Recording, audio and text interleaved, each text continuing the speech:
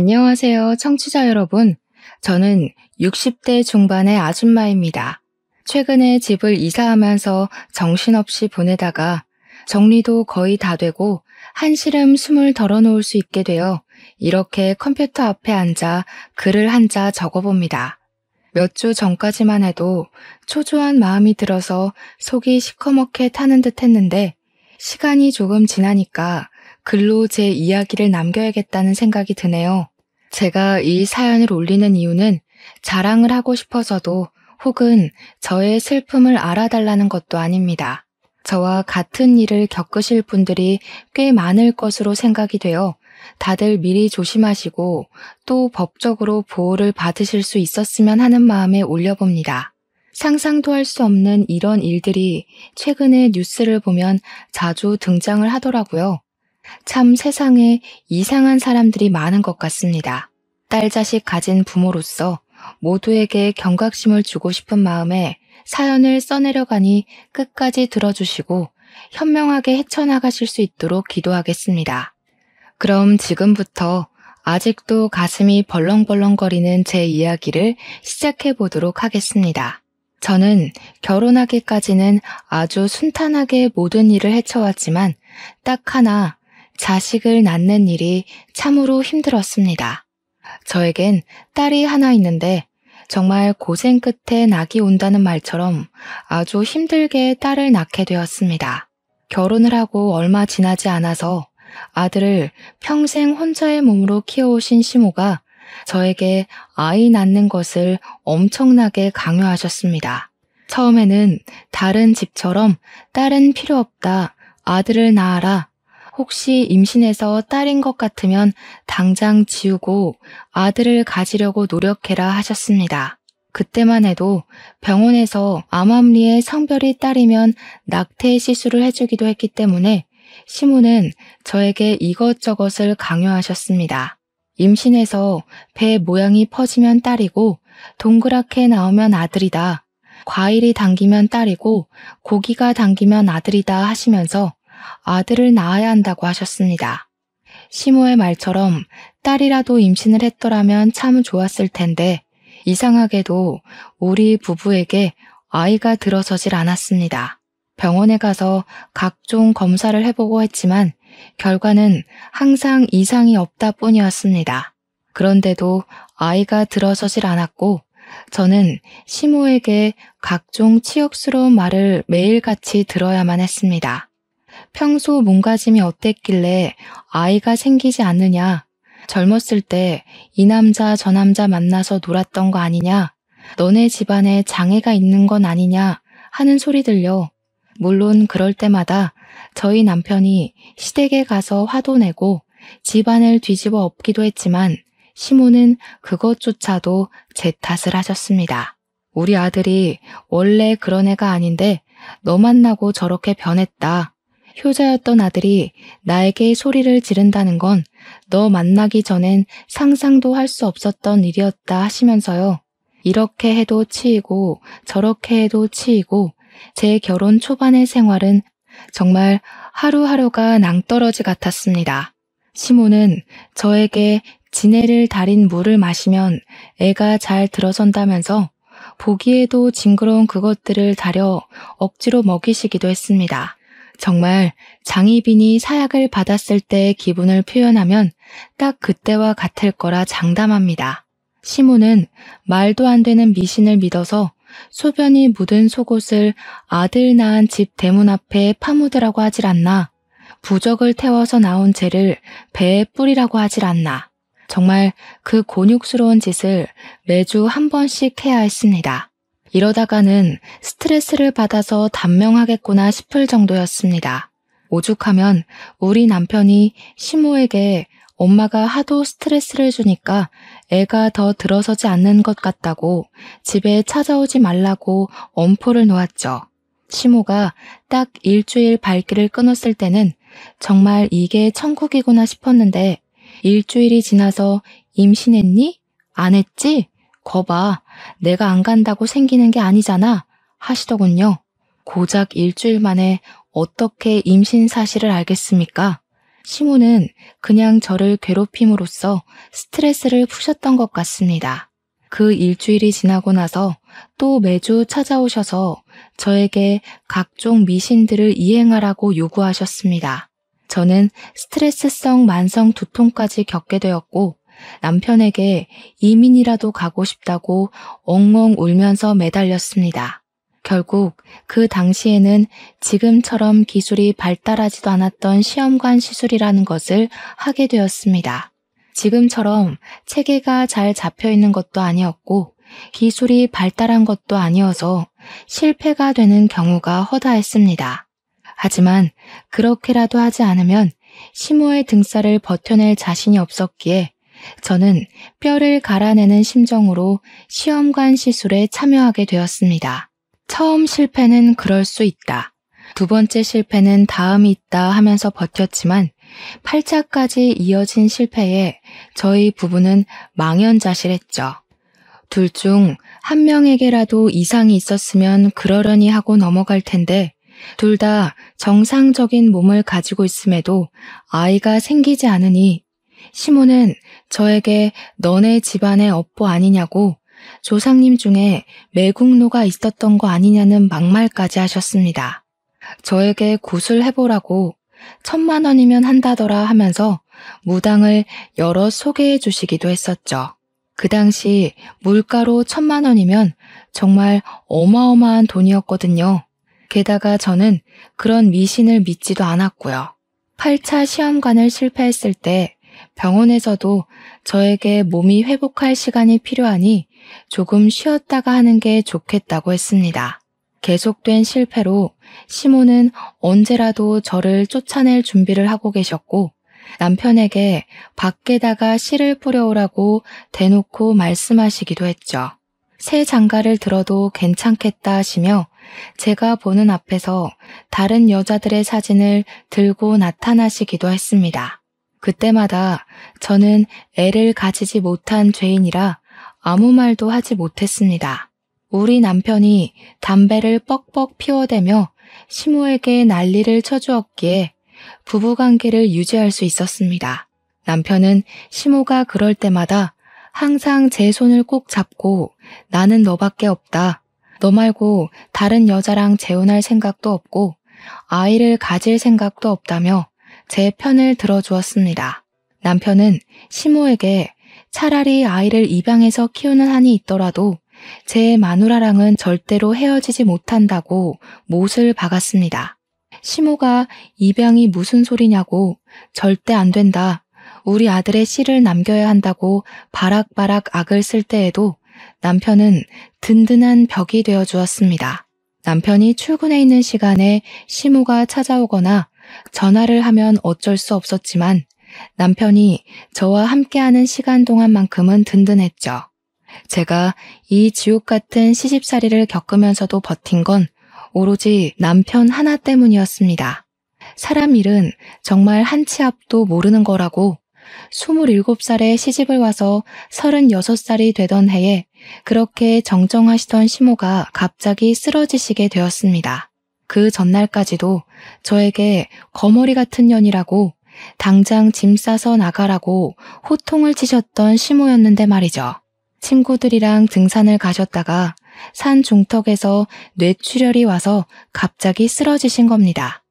친구분들이 어찌어찌 119에 신고를 했지만 당시에 휴대폰이 있었던 것도 아니고 구급대원이 헬기를 타고 구조를 하던 시대도 아니었거든요. 구급대원이 도착하기까지 시간이 너무나도 많이 흘러버렸고 거기서 병원까지 가는 길도 지체가 되어 완벽하게 골든타임을 넘겨버리고 말았습니다. 신고를 하고 구급대가 도착하기까지만 해도 1시간이 훨씬 넘게 걸렸다고 하니까요. 거기서 시모를 들것에 싣고 산을 내려가는데도 시간이 소요됐을 테니까 말이죠. 아무튼 우리 시모는 병원에 도착해서 아무런 처지도 받지 못했습니다. 이미 뇌사 상태에 빠진 다음이었고 저희 남편은 과감하게 장기 기증을 하겠다고 하였습니다. 그대로 사망 선고를 받게 된 시모는 죽어서야 남들의 생명을 살리는 일을 하시고 뼈 조각만 몇 개 남아 화장을 하게 되었습니다. 우리 남편은 호울 시어머니를 잃고 슬퍼했지만 저는 솔직히 하나도 슬프지 않았습니다. 시모의 영정 사진을 보고 있는데 죽어서도 내가 너 아들 낳는지 안 낳는지 지켜보겠다 하는 것처럼 보였거든요. 마지막 가는 길까지 시모의 영정 사진을 제대로 쳐다보지도 못했으니 그동안 제가 얼마나 괴로웠는지 짐작이 가시겠죠? 하필이면 친구들이랑 놀러 가셔서 변을 당하시다니 속으로는 벌 받은 게 틀림없다고 생각했습니다. 그런 생각이 제 머릿속을 꾸준히 지배할 만큼 제가 시모에게 쌓인 것들이 많기도 했고요. 10년 동안 결혼 생활을 하면서 임신도 하나 못하는 버러지 취급을 받았으니 그런 생각이 드는 게 어찌 보면 당연한 것 아니겠습니까? 그렇게 장례를 치르고 남편과 둘이 생활을 하게 되자 정말 10년 만에 신혼이 찾아온 듯한 기분이 들더라고요. 이제는 사랑이 아니라 정으로 살 법도 하지만 너무 오랜만에 찾아온 자유라 그런지 남편과 더욱더 사이가 좋아졌습니다. 그리고 시모가 돌아가신 지 얼마 되지 않아 정말 기적같이도 제가 임신을 하게 되었습니다. 저는 처음에 제 몸의 변화를 눈치채고도 임신이라 생각하지 못해서 소화제도 열심히 먹고 내과도 계속 다녔습니다. 의사 선생님이 제게 혹시 임신하신 것 아니냐고 빨리 약국에서 테스트기 사서 해보시라고 그제야 임신인가 싶더라고요. 집에 와서 테스트기를 해봤는데 선명하게 두 줄이 뜨는 걸 보고 정말 귀신이라도 본 듯 소스라치게 놀랐습니다. 10년 동안 임신이 되지도 않고 그럴 기미조차 보이지 않았었는데 시모가 죽자마자 임신이라니 이게 무슨 운명의 장난입니까? 저에게 집안에 업보가 쌓인 거라고 저주를 퍼부었던 시모였는데 아무래도 업보가 쌓인 건 제가 아니라 시모였던 것 같습니다. 하지만 임신 테스트기 하나로는 안심이 되지 않아 약국에서 5개를 더 사왔고 5개 모두 두 줄이 뜨는 걸 보고서야 저는 눈물이 나오더군요. 바로 산부인과로 달려가서 검사를 했는데 의사 선생님께서 저에게 축하한다고 임신이에요 산모님 하더라고요. 산모님이라는 소리를 듣는데 정말 너무 감격스러워서 말더듬이처럼 어버버거리면서 곧 고맙습니다 했죠. 속이 미스거리고 미열이 있고 생리가 늦어지던 몸의 변화를 왜 바로 눈치채지 못했었는지 참 바보 같더군요. 10년간 임신이 되지 않았기에 앞으로도 임신이 될 리가 없겠구나 하면서 스스로를 내몰았던 저를 반성하게 되었습니다. 임신입니다, 산모님. 이라는 말이 계속 귓가에서 떨어지지가 않아 너무나도 행복했습니다. 그 마음은 정말 어떻게 다 표현을 해야 할지. 저는 집에 오는 길 내내 울면서 돌아왔죠. 임신 7주라는 말에 너무 신이 났고 이 사실을 남편에게 어떻게 전해야 좋을지 고민이 되더라고요.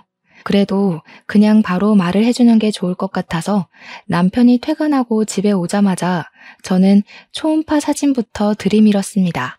임신이라는 걸 꿈에도 생각을 못한 남편은 초음파 사진을 이리저리 보더니 눈물을 글썽이면서 저에게 그러더군요. 당신 암이야? 라고요. 제가 상상도 못한 말에 놀라서 입을 떡 벌리니까 저를 꽉 끌어안고 엉엉 소리를 내며 우는 겁니다. 우리 마누라 불쌍해서 어쩌냐고 결혼하고 나서 10년 동안 내내 구박만 받고 힘들었는데 이제야 행복해지고 있는데 암이 무슨 말이냐고 하면서요. 우리 엄마랑 하늘나라에서 또다시 만나서 구박받는 거 아니냐고 불쌍하다고 오열을 하더라고요. 저는 너무나도 당황해서 정정해줄 말을 찾지 못하고 있는데 제가 또 아무 소리도 안 하고 있으니까 남편이 먼저 난리를 치대요. 몇 길에? 뭐라는데? 살 수 있대? 항암 된대? 어디에 생긴 거래? 전이 됐대? 수술된대? 하면서요. 제가 남편의 등짝을 짝 소리나게 때리고 가만히 좀 있어 보라고 일단 진정 좀 하고 이야기를 하자고 했더니 또 막 울어요. 한참을 주저앉아서 울던 남편이 희망을 잃지 말자고 우리 수술부터 하자고 하더라고요. 그래서 암 아니고 임신이라고. 이거 우리 뱃속의 아기 초음파잖아 하고 말을 했죠. 우리 남편도 정말 상상을 못했는지 입을 떡 벌리고 한동안 아무 소리도 못하고 제 얼굴을 한번, 배를 한번, 얼굴을 한번, 배를 한번 쳐다보더라고요. 그러더니 임신? 하면서 갑자기 막 울다가 또 웃다가 또 막 울다가 난리를 치더라고요. 당장이라도 산부인과 가보자고 난리를 치길래 이미 병원 문 다 닫았다고 다음에 가보자 했더니 바로 회사에 연차를 내더라고요. 우리 마누라가 10년 만에 임신을 했다는데 병원을 같이 가줘야 한다고 남편의 상사도 아무 소리 못하고 연차 허락을 해줬대요. 다음날 날이 밝자마자 산부인과에 가서 같이 초음파 검사를 하는데 아이 심장 소리를 듣더니 또 엉엉 울더라고요. 심장 소리가 왜 이렇게 빠르냐고, 뭐가 잘못된 건 아니냐고 이것저것 쉬지 않고 질문을 하는데 의사 선생님도 막 웃으시더라고요. 너무 귀엽기도 하고 또 짠하기도 하고 고맙기도 해서 저도 같이 울어버렸습니다. 하지만 제 나이가 36살이다 보니까 나이가 있어서 그런 건지 유산이 되지 않게 조심을 해야 한다고 하더라고요. 다행히 자궁 자체는 튼튼해 보이지만 유산이라는 게 자궁의 튼튼함과 상관없이도 갑자기 이루어질 수 있는 일이라고 하셨어요. 그래도 산모 탓은 아니니까 유산이 된다고 한들 상심하지 말라고 신신당부를 하시더라고요. 10년 만에서야 겨우 얻게 된 자식인데 유산만큼은 절대로 안 된다는 생각이 들어서 조심해야겠다 다짐을 했습니다. 남편도 의사 선생님께 그런 걱정하지 마시라고 유산이 되어도 절대 마누라 탓 안 할 거라고 약속까지 걸었습니다. 그리고 저에게 아무것도 하지 말고 집에서 숨만 쉬라고 하더라고요. 진료가 끝나고 약국에 가더니 산모에게 필요한 영양제 전부 다 주세요 하더니 영양제를 정말 다 털어오더라고요. 집에 돌아와서도 집안일에 절대 손대지 말라고 하더니 금이야 오기야 정말 저를 공주 대접을 해주었습니다. 무럭무럭 잘 자란 우리 아기는 모자라지도 더하지도 않게 딱 10달을 제 뱃속에 있다가 예정일이 3일 지나서 태어났습니다. 출산을 하던 그 순간에도 아픔보다는 우리 아이를 만난다는 기대감 때문인지 정말 하나도 아프지가 않았습니다. 그렇게 너무나도 예쁜 우리 공주님이 태어났고 남편과 저는 우리 공주님을 위해서 열심히 노력하기로 약속을 했습니다. 무슨 일이 생겨도 우리 공주 편을 들어주자고 부족함 없이 모자람 없이 키우자고 다짐을 했습니다. 우리 공주의 첫 뒤집기, 걸음마, 엄마 아빠 하고 부른 그날 첫 어린이집 입소부터 고등학교 졸업까지 정말 모든 순간을 함께 나눴습니다. 매일같이 사진을 한 장씩 찍었고 앨범이 수십 개가 나올 정도로 사진을 찍어 채웠습니다. 우리 딸이 수능을 보던 날 정말 만감이 교차하더라고요. 언제 이렇게 컸는지 이 시험이 끝나면 우리 딸이 성인이 되는구나 싶어서요. 그날 하루 종일을 기도하는데 마음이 먹먹하면서도 대견하더라고요. 제가 오죽하면 하늘에 있는 우리 시모한테까지 기도를 올렸다니까요. 모르는 문제가 나오면 답이라도 찍어달라고요. 우리 딸은 수능을 생각보다 잘 치렀고 원하던 대학과 원하던 유아교육과에 입학을 할 수 있게 되었습니다. 평소에 아이들을 보면 사족을 못 쓸 정도로 예뻐했었던 딸이었기에 딱 어울리는 과에 진학을 했구나 싶어서 대견했습니다. 학교 생활도 모자람 없이 최선을 다해서 했고 졸업을 하고 나서 열심히 준비를 한 덕분에 취직까지 일사천리로 할 수 있었습니다. 동네에서 멀지 않은 지역에 있는 어린이집에 출근을 하게 되었는데 처음에는 출근하는 게 너무 즐겁다던 딸의 반짝반짝함이 서서히 빛을 잃어가더라고요. 딱 봐도 풀죽도 못 얻어먹은 사람처럼 녹초가 되어서 집으로 돌아오는데 표정이 너무나도 좋지 않았습니다. 처음에는 그래, 사회생활하다 보면 이런 날도 저런 날도 있는 거지 하면서 넘겼는데 그게 한 달이 넘게 지속이 되더라고요. 저는 참지 못하고 딸에게 무슨 일이 있냐고 물어보았고 딸은 저에게 요즘 엄마들이 왜 이렇게 극성인지 모르겠다면서 신세한탄을 하더라고요. 이야기를 들어보니까 어린이집에서 놀다 보면 아이들끼리 싸우는 일도 있긴 하지만 혼자 놀다가 넘어져서 다치는 일도 많지 않겠습니까? 아무리 선생이 아이들을 돌본다고 해도 1대1로 케어를 할 수 있는 시스템도 아니고요. 반 아이 한 명이 안짱다리라서 잘 넘어지는 친구가 있는데 그 친구가 넘어져서 팔에 멍이 들었다고 하더라고요. 그래서 알림장에 팔에 멍이 들었다고 적어서 보냈더니 하원할 때 그 딸아이의 엄마가 와서는 우리 딸에게 난리를 쳤다고 하더라고요. 선생이 애를 제대로 안 보니까 멍이 들 정도로 다친 거 아니겠냐고 도대체 돌봄 시간에 뭘 하는 거냐고 따졌대요. 자기 애만 집중적으로 관리하고 지켜보라고 하면서 말이죠. 우리 딸이 다른 원아들도 있는데 어떻게 이 아이만 살펴볼 수 있겠냐고 하니까 선생 자질이 없는 년이 선생을 하고 있다면서 손가락질을 했다는 겁니다. 그뿐만이 아니었습니다. 정말 별별 일이 다 있었다고 이야기를 하는데 그 아이 엄마가 극성 중에서도 아주 진상인 엄마였던 것이었죠. 하루는 기저귀를 제대로 갈지 않아서 자기 아이 엉덩이에 발진이 생겼다고 치료비를 내놓으라고 했다는 겁니다. 근데 어린이집에서 기저귀를 갈 때 같은 시간에 모든 원아들을 한 번에 갈아준대요. 1시간에 한 번씩이요. 그리고 그 아이는 등원을 할 때부터 발진이 올라온 상태라서 파우더를 발라줬었다고 우리 딸이 이야기를 했나 봐요. 어머니께서 밤새 기저귀를 제때 안 갈아줘서 발진이 생긴 것 같다고 솔직하게 말을 하니까 갑자기 파우더를 왜 바르냐고 했다는 겁니다.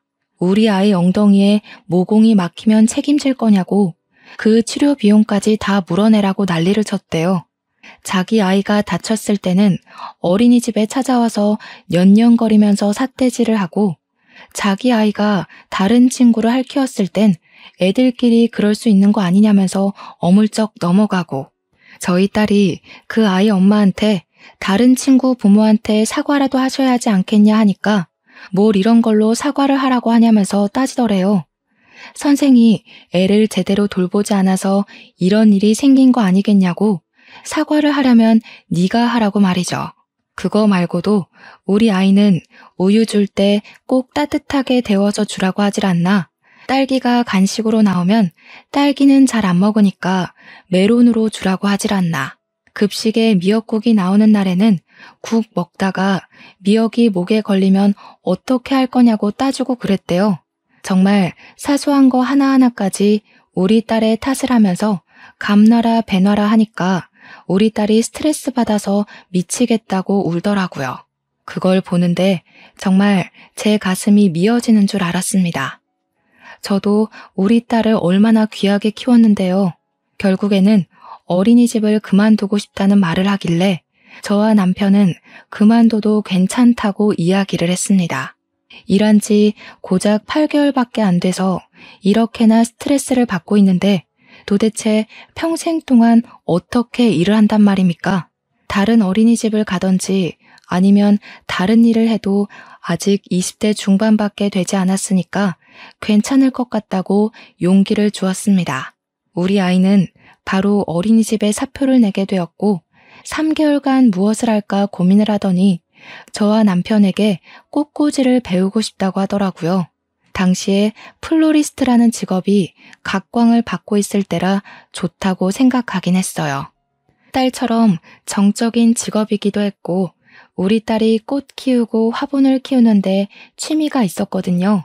저랑 남편은 좋은 것 같다고 그건 여러 사람이랑 같이 붙어서 일을 해야 하는 게 아니니까 괜찮을 것 같다고 응원을 해주었습니다.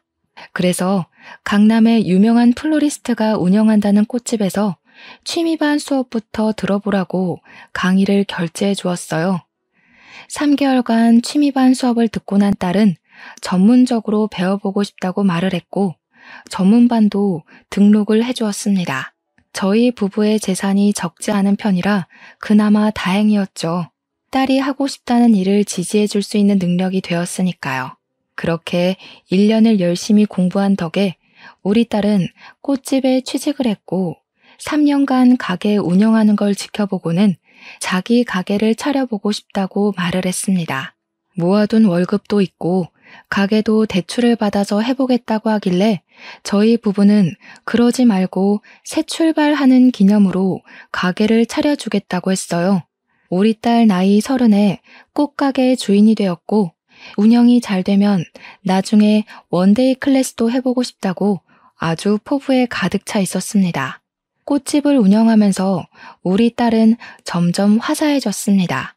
혼자 일을 하니까 스트레스 받을 일도 거의 없었으니까요.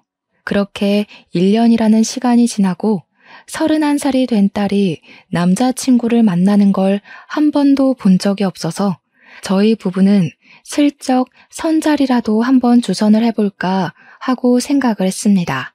딸에게 넌짓이 운을 떼니까 이미 만나고 있는 사람이 있다고 말을 하더라고요. 그래서 한번 소개해 줄 수 있냐고 물어보니 고개를 끄덕였습니다. 식당에서 만나기로 약속을 잡고 예약까지 다 마친 채로 그날이 왔고 룸에서 기다리고 있는데 딸이랑 딸 남자친구가 들어오더라고요. 근데 바닥에 앉아서 먹어야 하는 룸으로 되어 있으니까 예비사위가 무척 당황을 하더라고요. 자기가 룸은 좀 불편하다고 하는데 그게 무슨 소린가 싶어서 쳐다봤죠. 그러니 직원에게 의자에 앉는 자리는 없냐고 하더라고요. 어디가 아파서 그러냐 하니까 혈액순환이 잘 안 돼서 바닥에 앉으면 다리가 저리다고 하는 겁니다. 아니 고작 그런 이유로 굳이 자리를 바꿔달라고 요구를 하는데 좀 그렇더라고요. 솔직한 말로는 별로 마음에 들지 않았습니다. 보통 같으면 불편해도 그냥 앉지 않습니까? 이유도 가짱게 혈액순환이 뭡니까? 집에서는 어떻게 생활을 하는지 참 궁금하더라고요. 음식이 다 차려져 있는데도 박박 우기니 결국 자리를 바꿔 앉게 되었습니다. 그런데 참 무더운 한여름 날씨였는데 말입니다. 아무리 식당에 에어컨이 빵빵하다고 해도 되게 긴 바지를 입었더라고요. 다리가 짧은 건지 기장 수선을 안 한 건지 딱 봐도 기장이 길어 보여서 2단 정도 수선해주고 싶은 그런 바지 말입니다. 물론 여름에도 청바지나 정장바지를 길게 입긴 하지만 그런 게 아니라 신발을 다 덮고 있으니 이상하더라고요. 거기다가 면도 여름용 얇은 게 아니라 가을 겨울용 두꺼운 모직 같은 걸 입었는데 보고 있어도 후끈후끈 하더라고요. 패션 센스도 영 이상한 것이 우리 딸이랑 결혼하기엔 한참 부족한 친구로 보였습니다. 그럭저럭 식사 자리를 유지하고 있는데 회사를 다니고 있고 영업직을 하고 있다고 하더라고요. 명함도 없고 좀 수상해서 회사가 어디냐 하고 물어보니까 C기업에 다니고 있다고 하는 겁니다. 대기업은 아니지만 중견기업으로 튼튼한 회사라 좀 의외다 싶었습니다. 우리 남편이 C기업 손전문의 회사 아니냐고 자기가 손전무랑 잘 아는 사이라면서 예비사위가 거기 다닌다고 말이라도 전해야겠네 했습니다. 그러니 딸 남자친구가 엄청 당황해하면서 아니라고 자기 이제 이직할 거라 그런 거 말 안 하셔도 된다고 막 손사래를 치더라고요. 영 이상하다 싶어서 찝찝해하는데 우리 딸은 그 옆에 앉아서 해실해실 웃고만 있더라고요. 식사가 끝나자마자 그만 일어납시다 하고 계산을 하려고 하는데 활용점정으로 계산대 앞에 있던 웬 조폭 같은 남자가 예비사위를 보고 아는 체를 하는 겁니다. 너? 하면서 부르는데 반가운 게 아니라 조금 놀란 얼굴로 보였습니다. 진짜 엄청난 거구에 얼굴이 험상궂게 생긴 것이 누가 봐도 조폭으로 보이는 사람이었습니다. 무슨 말을 하려고 하는 것 같았는데 예비사위가 선수를 치더니 저희 부부에게 자기가 좀 알던 사람이라고 얼른 나가자고 장인어른 장모님 얼른요 하면서 보채더라고요. 제가 그 자리에서 우리 딸이랑 연애만 하는 줄 알았는데 너무 앞서가는 것 같다고 한마디 했죠.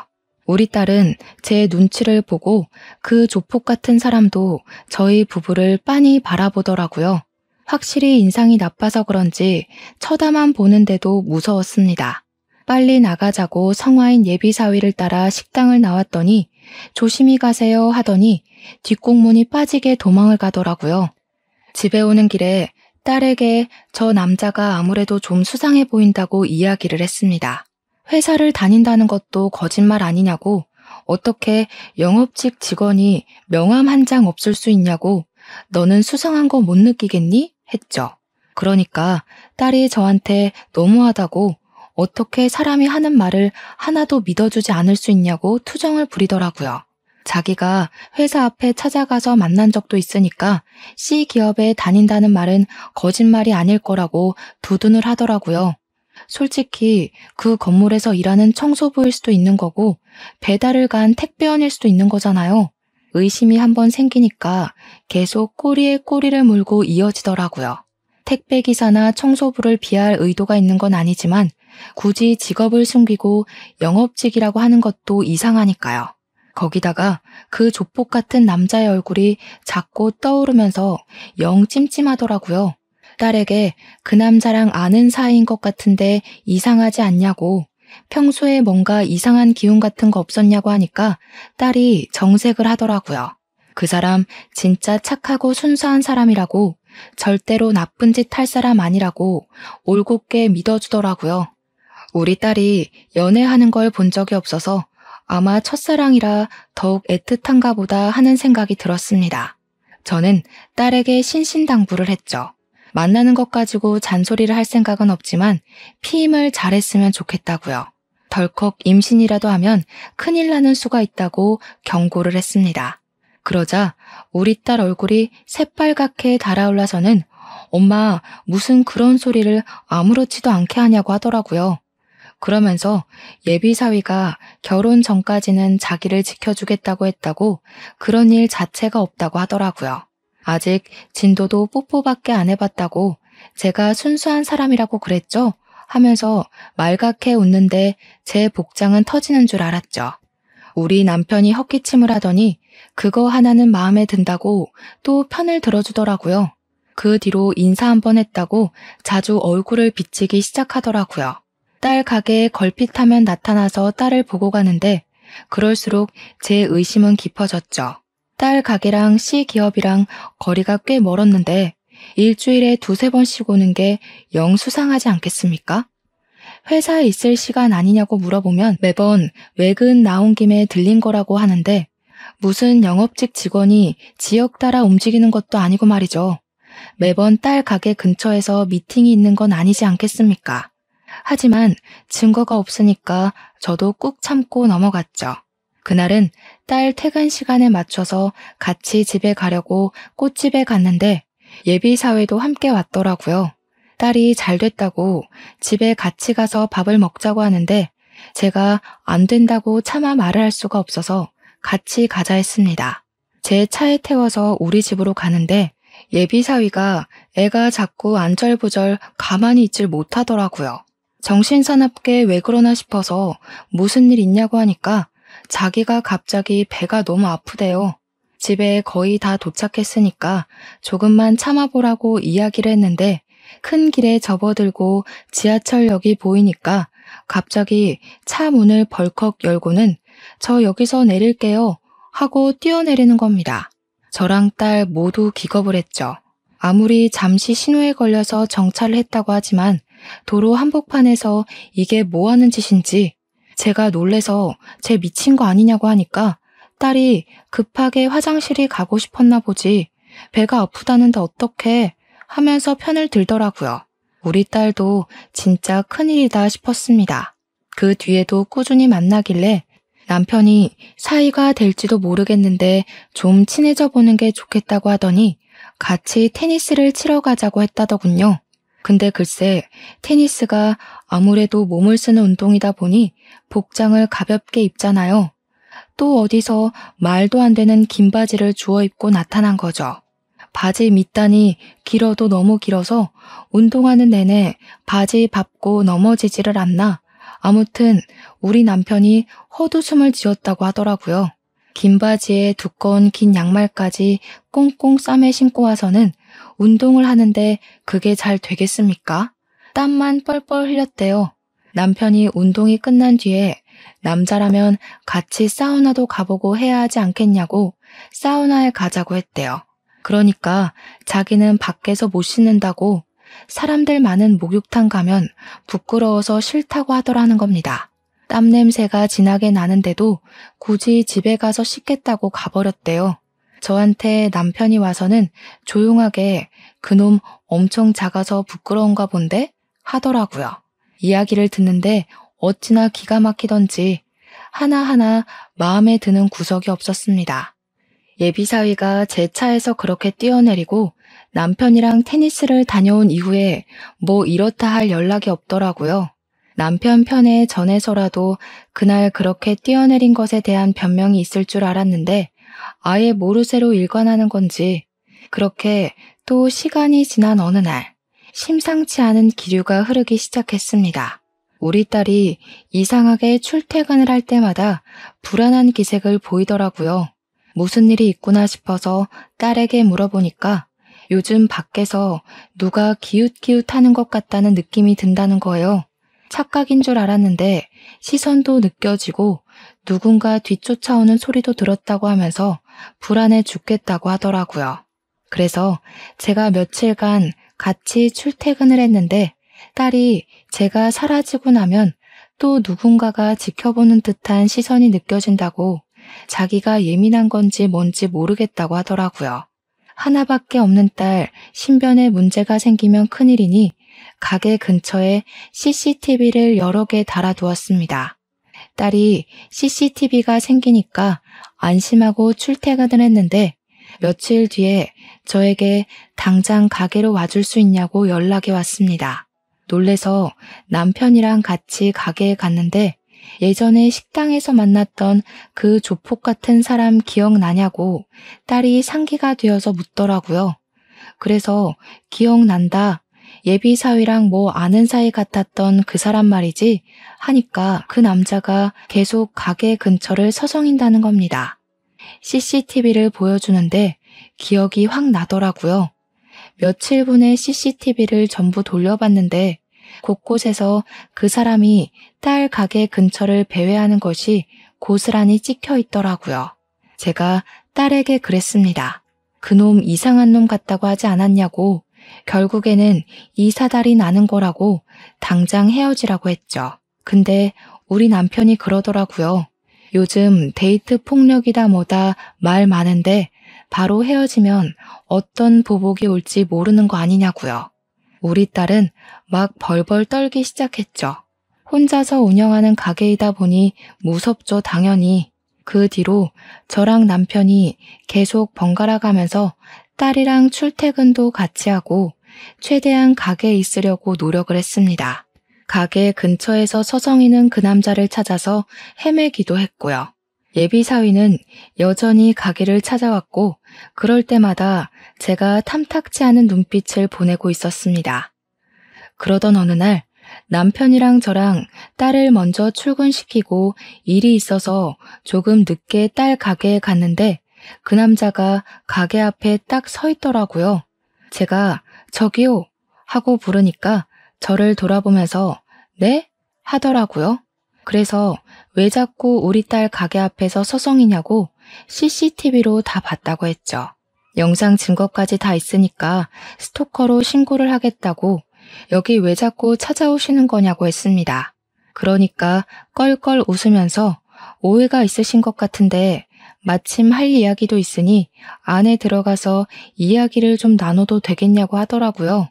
어떤 사람인지 알고 가게 안으로 들이겠냐고 하니까 경찰 신분증을 보여주는 게 아니겠습니까? 제가 놀래서 조폭 아니었어요? 하니까 오히려 그 형사분이 당황하시더라고요. 그런 거 절대 아니라고 인상 때문에 오해를 받긴 한다고 하시면서요. 딸 가게에 같이 들어가니 딸이랑 남편이 놀래더라고요. 그래서 이분 조폭 아니고 형사실에 할 말이 있으시다네? 했죠. 그러더니 우리 딸에게 물어보시더라고요. 혹시 최민성 씨와 교제하시는 여자분 맞습니까? 그러자 우리 딸이 네네 맞아요 하면서 고개를 끄덕였죠. 그때만 해도 남편과 저는 영문을 몰라서 가만히 있었습니다. 이런 일이 생길 줄은 꿈에도 모르고요. 제가 이 말을 해야 할지 말아야 할지 참 많이 고민했습니다. 그 새끼가 어떤 놈인지 알려드리는 게 맞는 것 같아서요. 혹시 그놈 전자발찌 차고 다니는 거 알고 계십니까?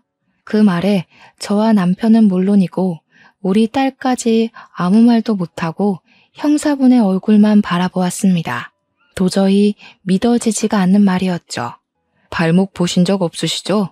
전자발찌 차고 있습니다. 아동 음란물 소지하고 성추행을 저질러서 징역을 살다 나와 전자발찌 2년을 구형받았습니다. 이제 곧 해제를 할 때가 됐는데 우연치 않게 식당에서 만난 거죠. 장인 장모라고 부르길래 놀래서 며칠 미행을 하며 지켜보다가 따님분 가게를 알게 됐고 아직 결혼까진 하지 않았지만 곧 할 사이로 보여서 말씀드리려고 찾아온 겁니다. 그 자식 징역을 처음 산 것도 아닙니다. 완전 성도착증 환자예요. 성범죄로 얻은 전과가 14범입니다. 14범.